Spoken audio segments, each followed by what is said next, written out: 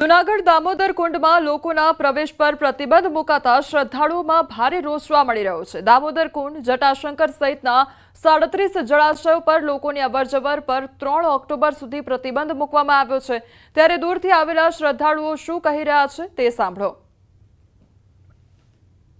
ये प्रतिबंध शाना माटे मूकवामां आवे छे कि आज प्रजा अहींया कोई पण कार्य करे, पितृ पधरावा आवे अने नावा माटे पण आवता होय। श्रद्धाळु घणा भक्तिभावथी आवता होय कि अमे दामाकुंडे नाही आवीए अने सारी रीते आना आशीर्वाद मेळवी आवे। पर तंत्र एम कहे कि वरसादने हिसाबे ने आना हिसाबे अहींया प्रतिबंध मूकवामां आवे, पण ए शक्य नथी। अत्यारे कोई एवो वरसादी माहोल नथी के एटલું પૂર નથી કે તેની અંદર કોઈ માણસ કે વ્યક્તિઓને તકલીફ પડે।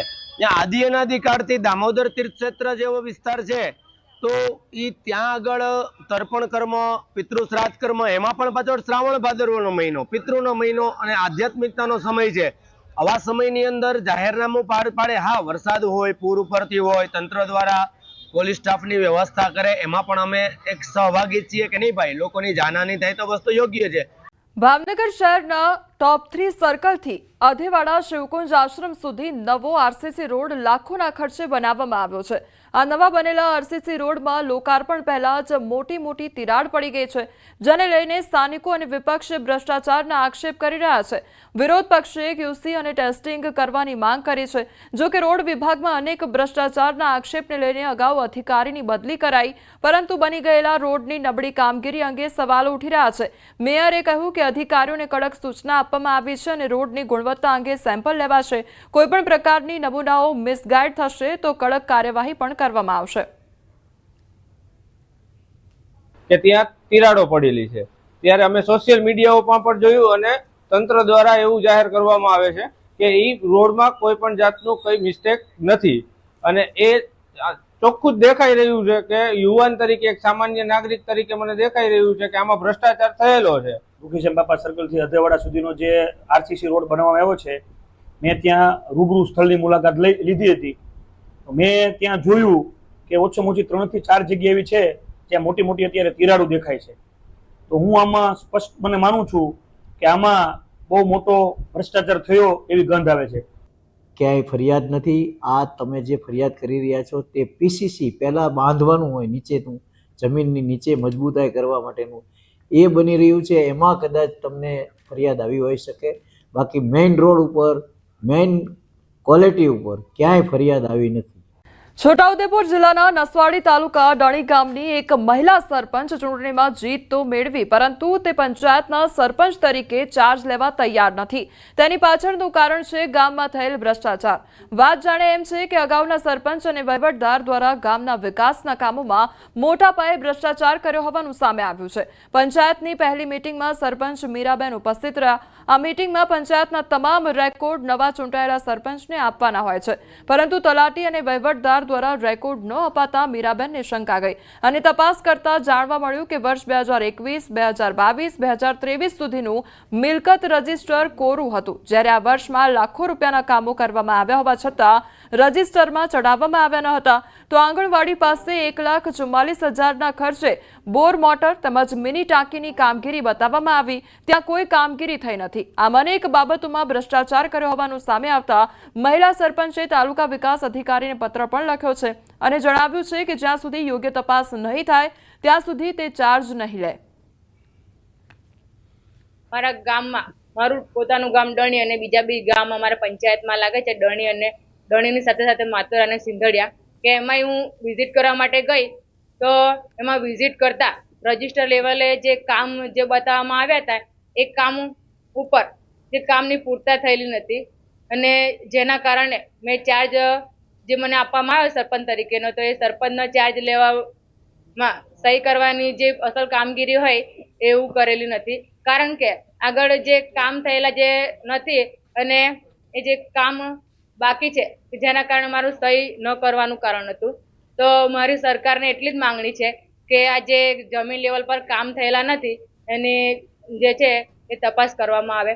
અત્યારે સરપંચ સાથે અમે ગામની વિઝિટ કરીએ છીએ ત્યારે એક આંગણવાડી છે, આંગણવાડીની અંદર બોર મોટર અને મિની ટાંકીનું મિલકત રજિસ્ટરમાં અને એની અંદર બોલવામાં આવે છે, પણ એ મિલકત રજિસ્ટરમાં જે બોલે છે એ સ્થળ ઉપર નથી. જે અમે તપાસ કર્યું, સરપંચ સાથે અમે તપાસ કર્યું અને જે અમને હાલમાં દેખાઈ આવ્યું છે. સરપંચ છે જાગૃત છે એના હિસાબે આજ સુધી ચાર્જ લીધો નથી કે અમુક કામોના કુંભાર છે, અમને પૂરી જાણ મળી નથી કહેવાય, પણ જે સરપંચ શ્રી કહે છે કે આટલા કામો થયેલા છે. અમારે ચેક ડેમ બનાવ્યો નથી અને કામ બોલે છે પણ કોઈ જગ્યાએ કંઈ કામ દેખાતું નથી.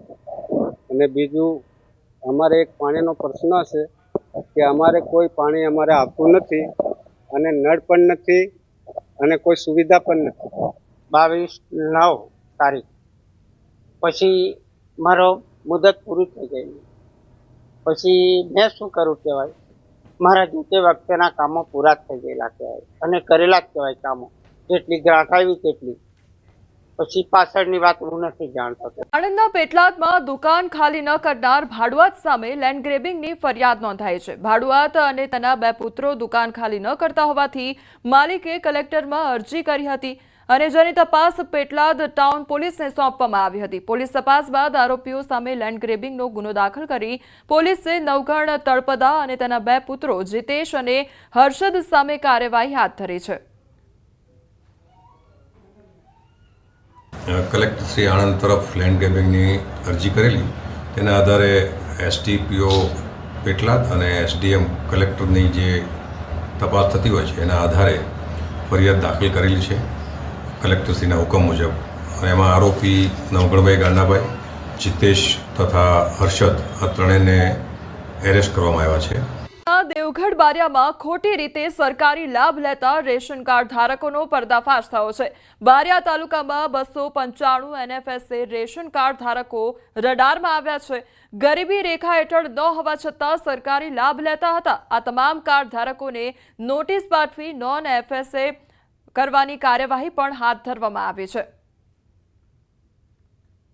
સેન્ટ્રલ સર્વરમાંથી ડેટા અત્રેની કચેરીને મળેલ છે કે જે કાર્ડ ધારકોના ઇન્કમટેક્સ રિટર્નમાં આવક મર્યાદા એ લોકોએ 6 લાખ કરતાં વધુ બતાવી હોય તેવા કાર્ડ ધારકોની યાદી મળતા એવી 295 કાર્ડ ધારકોની યાદી મળેલ છે. તે તમામ કાર્ડ ધારકોને અત્રેની કચેરી દ્વારા નોટિસ આપવામાં આવેલી છે અને તેઓના ખુલાસા મેળવી અને અત્યાર સુધી 195 જેટલા કાર્ડ ધારકોના ખુલાસા મળેથી તેઓના કાર્ડ નોન NFSA કરવામાં આવ્યા છે અને બાકીના કાર્ડ ધારકોને પણ નોટિસ બજાવીને આગળની કાર્યવાહી હાલ ચાલી રહી છે.